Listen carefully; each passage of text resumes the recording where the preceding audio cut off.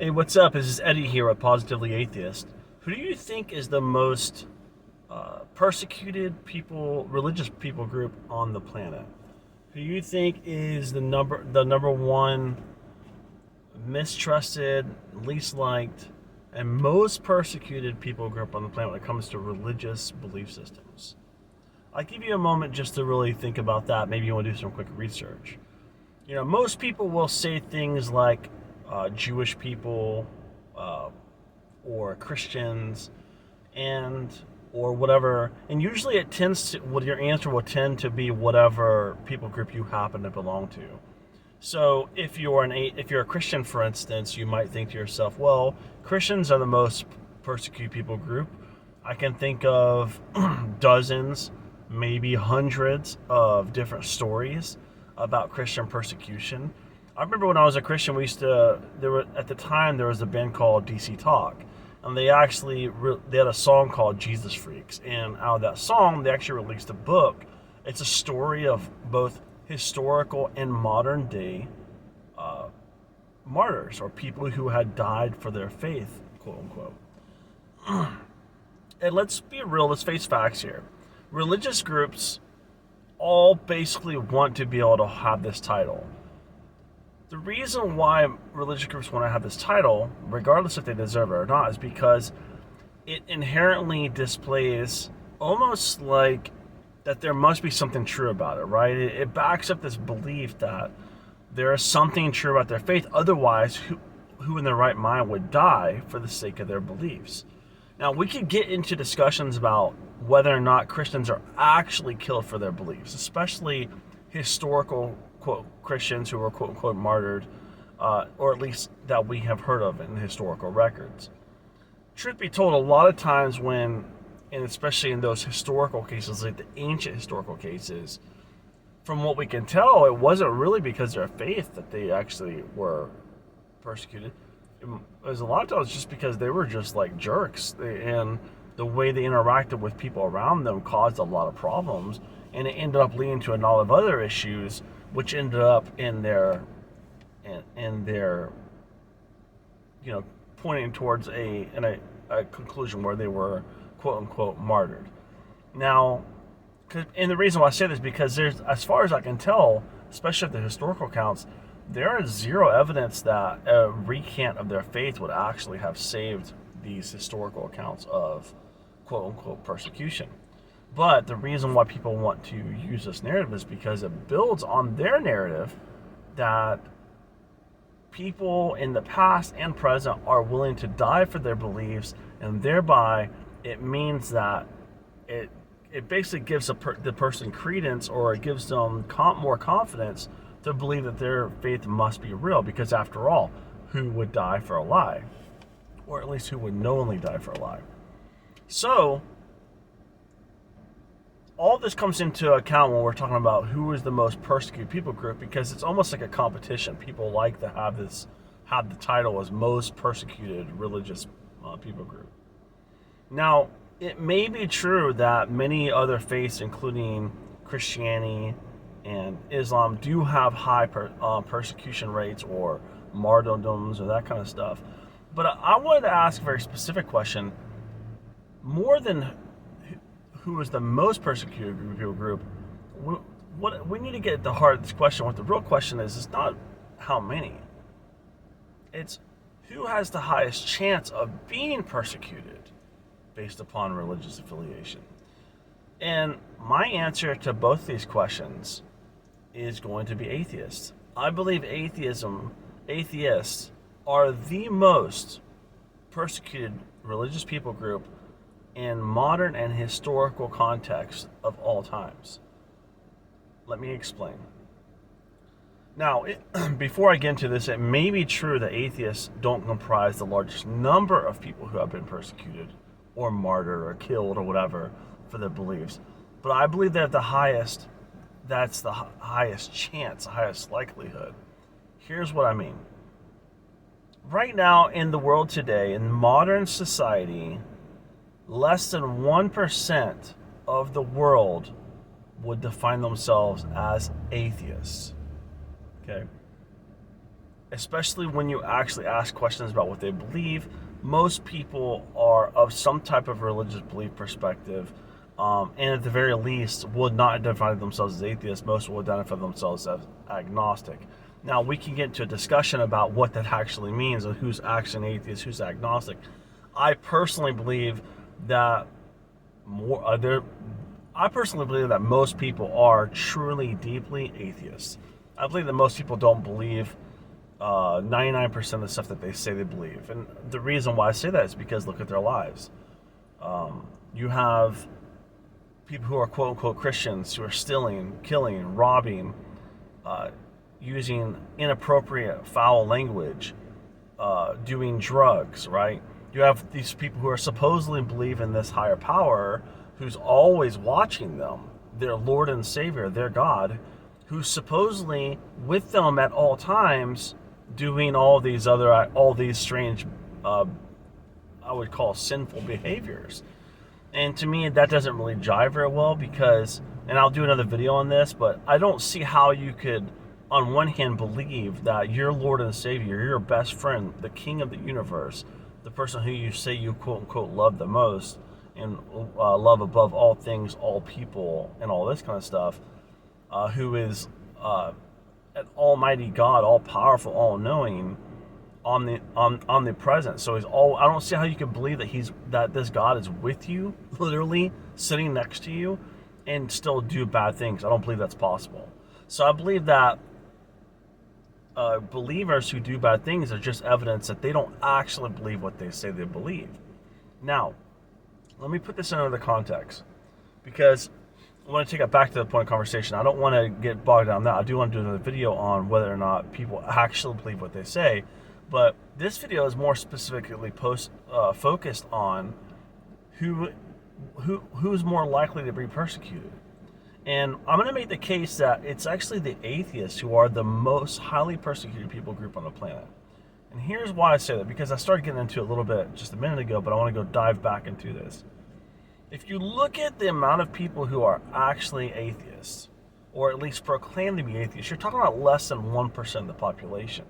But yet, at the time of this video, there are at least 7 countries in which being found to be an atheist can result in the death penalty. Still, in the world today, being an atheist can earn you the death penalty just for being an atheist, right?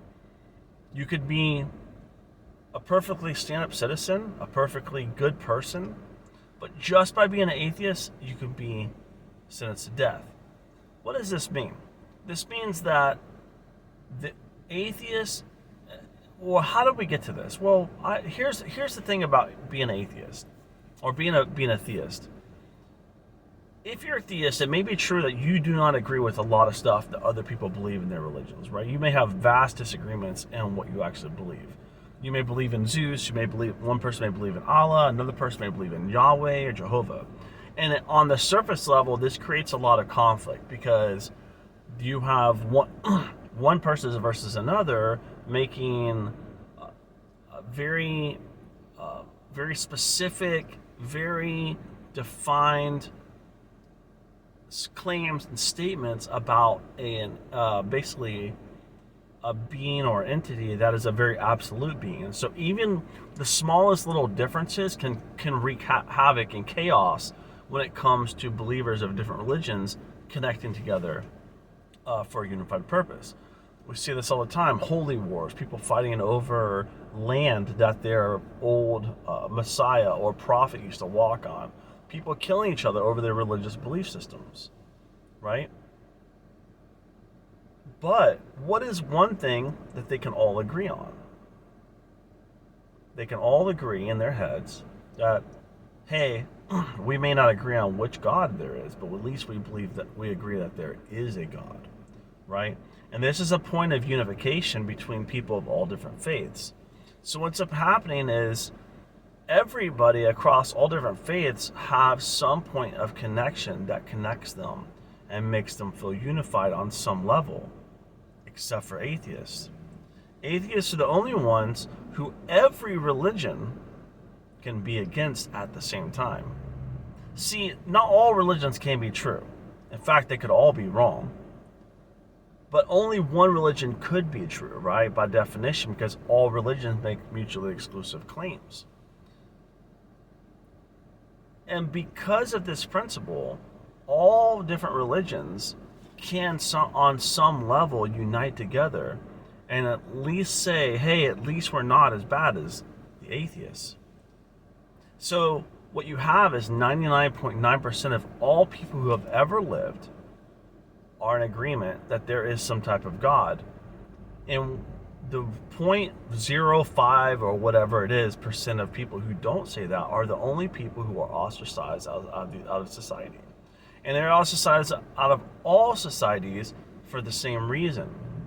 In fact, I heard of a study recently that basically asked people to rank different religious groups and levels of trustworthiness. And atheists were basically at the bottom. The least trusted people group of all religious groups, including less trustworthy than jihadists. Right? Because why?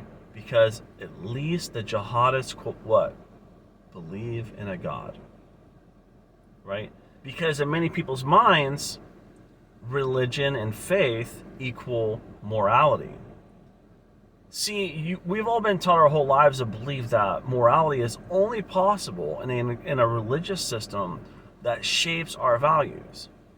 And that anybody who says otherwise is an immoral person. This is why the word atheism is so malaligned and so and treated with so much disgust. Even people who don't believe in a God will not call themselves an atheist, right? They won't do that because of the baggage that has come with atheism.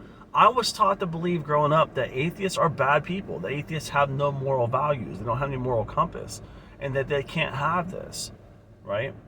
This is not because of anything that I saw. It's because of what I was taught. So as I grew up, I continued inheriting those beliefs, so much so that when I was an atheist, I didn't even call myself an atheist for probably the first 3 or 4 years. I just couldn't handle the term. And Richard Dawkins tells an interesting story in his book. He tells a story of a young lady who deconverts from a particular religion to atheism, and her mom calls her crying on the phone. She goes, honey, I totally get not believing in God, but an atheist? Now this is a joke. It's meant to be. It's not a joke, but it's meant to be read. It's meant to be understood in kind of a funny tone because atheism is not believing in God. So, but the word atheist comes with a certain amount of baggage. So what has happened in many countries is that religions have found a way to unite, and that one single point of unification is that there is a God. Hey, we may not agree on who this God is, what he expects. We may not agree on any other thing regarding this God, but we can agree on one thing: he exists. And this one single point of contention allows all religions to share in one common thread, and that is disgust for atheists. And when I say disgust, I mean disgust. Religion and people who are adherents to their religion, the stronger they are committed to religion, the more they despise atheists and they're disgusted with atheists. And this disgusting feeling creates contempt against the atheists. And so while it may be true, atheists do not have the highest number of people who have died for their religion, or highest number of people who have been persecuted. When you look at the actual percentages basis, it's scary. Think about this. Right now, there are 8 billion people on the planet. And according to most statistics, less than 1% of the people on the planet identify as atheists. Like I said, we can get in discussions about who's an actual atheist, and I believe the number is much higher than that. But let's look at the self-described atheist people. So on the planet today, let's just round it up to say 1%. 1% of the population are atheists. Now, based on that, that means roughly 80,000 people, if I have my numbers correct, or 80,000 people technically would describe themselves as atheists today. That's not a lot of people. When you're talking about a planet of 8 billion, that is not a lot of humans to identify as a particular religious belief. It is one of the smallest religious demographics on the planet. However, now go back and look at the stats that you may have looked at before. Look at how many Christians, how many atheists have suffered persecution at the hands of religious theocracies and religious systems. Whether suffering from, let's just talk about let's don't talk about the economic impacts of being an atheist and losing your friends and family and social circle and having all that cut off. Let's just talk about straight just deaths. When you look at how many people have been killed because of being atheists,